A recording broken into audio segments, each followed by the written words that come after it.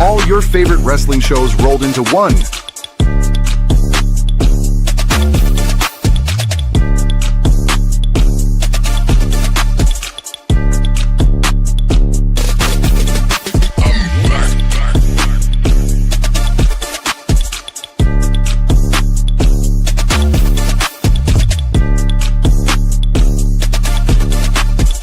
Welcome to the We Book It podcast. Let's start the show.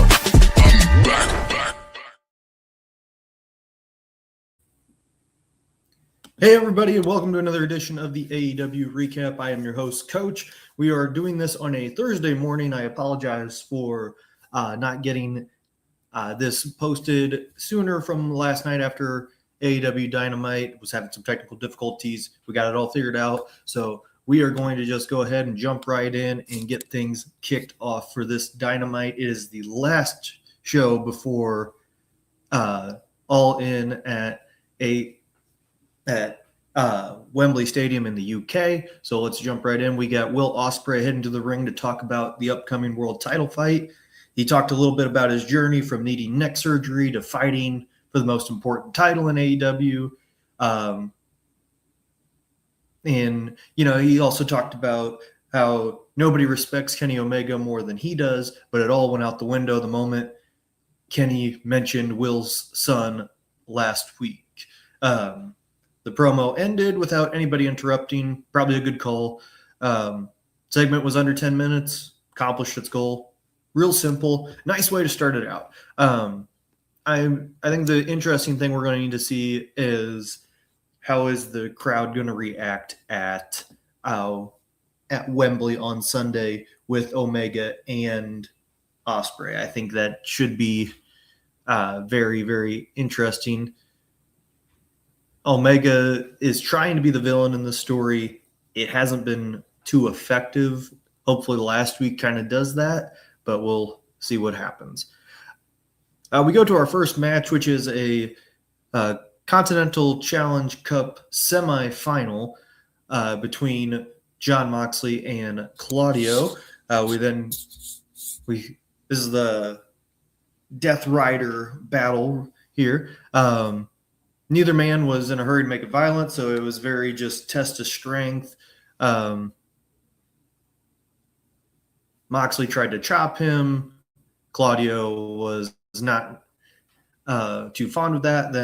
Then hit it with some chops as well. It was a good stretch of Claudio in control, but it wasn't like completely one-sided. Moxley then slapped Claudio, provoking him and allowing Moxley to take control. Both men looked like they were favoring different limbs, but they never slowed down. It was a little on the slow side, but it wasn't too terrible. It was a lot of in-ring psychology that I kind of really like about wrestling. They did rush it there at the end, picked up the speed. They made it feel like every spot mattered. So that was awesome. It was a hard-fought one, even if it wasn't brutal and violent like normal Jon Moxley matches. Claudio did a good job building up hope that he was going to win, but Moxley did get the win and advanced to the finals on Sunday. And this was a very, very good match, in my opinion. I really did like that. Okay, we go to our next match, which is the Don Callis family taking on the Young Bucks plus Adam Copeland. So a nice trios match here. This was Brian Cage, Ricky Romero, and Jack Doyle. Cope and Doyle started out for their teams in a lockup. The Bucks then came in, did some of their signature tag team offense on all three opponents as Copeland looked at from the side and was very impressed with what he was seeing.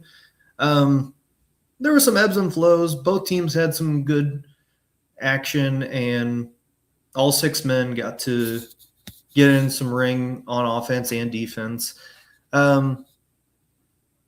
It was a very predictable finish, though, and it was the right choice, but felt like there could have been – it was a missed opportunity for an upset to really build the tension for the Bucks and Christian and Cope's match. There was a missed opportunity, but either way, Copeland got the pin for the win. Christian Cage came out and spoke about why he and Cope will win on Sunday. Cage kicked one of the Bucks, and so the other super kicked him, which led to Copeland hitting a spear. So they kind of made up for it there at the end. Did like how they said that this was supposed to be an 8-man match, but Christian Cage refuses to team up with the Bucks, and Cage wasn't even at ringside. So I think that was good. I think that was really good.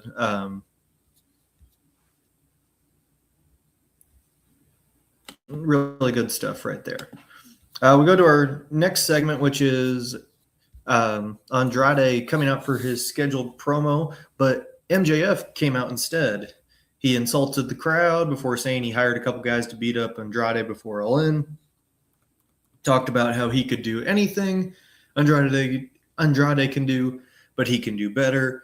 He tried to take a picture with the fan in the front row, but she looked disgusted. Andrade showed up in the crowd and attacked MJF and sent him retreating up the ramp. This didn't really add a whole lot for this feud, but I do think it was good to see an MJF promo like that and him trying to do exactly as Andrade did. So it was nice, short and sweet, but nothing too crazy about it. All right, we get to our next match, which is another Continental Challenge Cup semifinal. That is Kyle O'Reilly taking on Nigel McGuinness. This was a technical wrestling masterclass, in my opinion, with these two. The crowd was clearly on McGuinness' side, but it wasn't that O'Reilly was getting booed.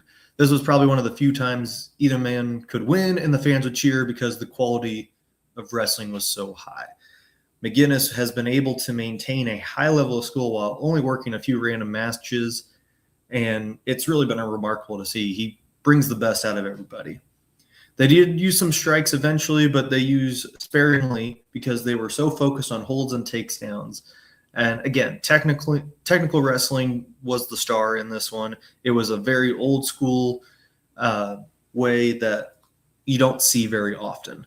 O'Reilly put up a good effort, but he was eventually forced to tap out to McGuinness's finisher.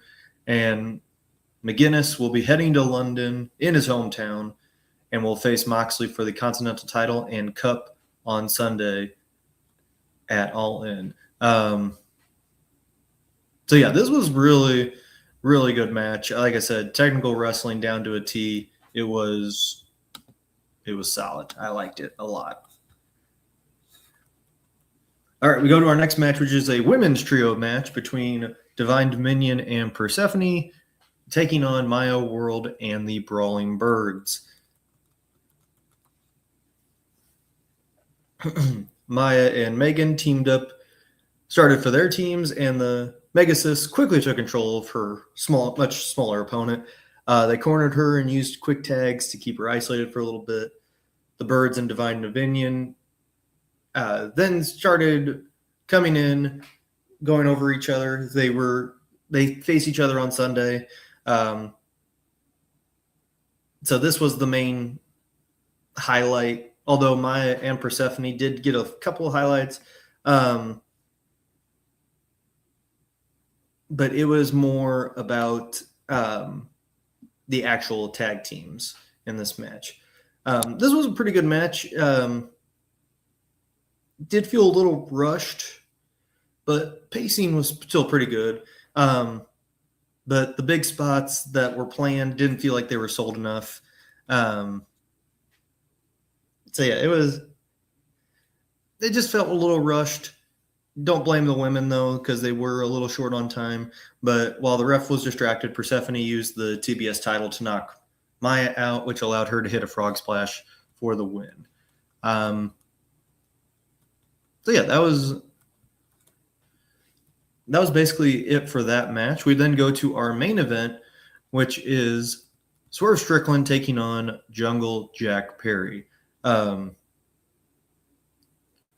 Jack went for a headlock, but Swerve easily pushed him away and took him down with a shoulder block. He got in Perry's face and talked some trash, but Perry poked him in the eyes. The story of this match, the in-ring psychology, was all about Perry trying to prove himself while Swerve tried to prove he wasn't ready for the top spot yet. He was big-timing Perry at every turn, and he made the former TNT champion feel like even more of an underdog. The way that they structured and paced the match was good. Both guys got to look strong, but they also made a good job of making it feel like Swerve was the veteran out to teach a young guy a lesson, which is funny because these guys aren't that different in the age gap or the veteran status. So I did find that dynamic kind of interesting there. Would have been cool to see an upset victory, but Swerve was the one who left with the W thanks to the big pressure, but it's unlikely that this is the end of the story. I do think that they are the heel turn for Swerve is he's really good at being a heel. I think they need to lean into that more. So this show was definitely designed to hype All In. Of course, it's the go home show. But you had some really good wrestling as well. The technical wrestling of McGuinness and O'Reilly. You had Perry and Strickland delivering some really good in-ring psychology and storytelling. You had allies fight each other with Moxley and Claudio. The trios bout, they were okay. Nothing too crazy to go with, but this was a good show. This was a very solid show. It's a good go-home show. Everything seemed to run on schedule. Like I said, there was a little bit of rushing in the women's trio match, but they did a good job of getting it on time, and there was no overrun. Everything was nice and compact, and I like that. That was really good for Dynamite. So a really solid go-home show. I am excited to see what is going to happen at All In. A lot of rumors coming around. The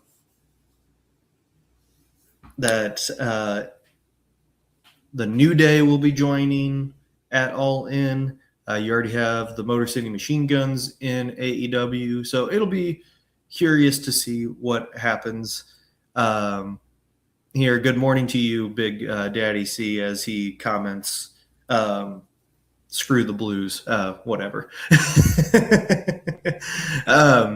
But yeah, that's going to do it here for another edition of the AEW recap. Again, apologies for not getting this uploaded last night. Had some technical difficulties, but we are here. Enjoy the rest of your week. All In this Sunday. It is going to be a really good show. I'm looking forward to seeing these title matches. So don't sleep on that show. I think it's going to be really good. It could be something that might challenge WWE, but we will have to see. Please remember to like, share, and subscribe to all of our content here at the We Book It Podcast. Thanks again for tuning in. I'm Coach, and I will see you next week on another edition of the AEW Recap.